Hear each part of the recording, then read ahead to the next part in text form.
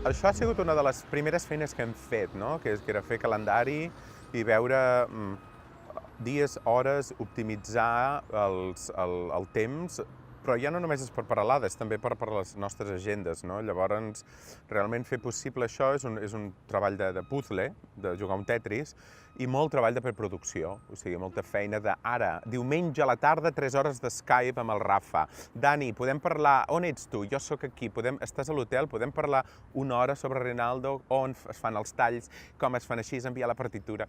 Vull dir, és treballar constantment per fer que llavors el dia que et poses a amassar la massa, tot estigui a punt, que no et falti cap ingredient, no? De moment ens en sortim, encara falta una mica.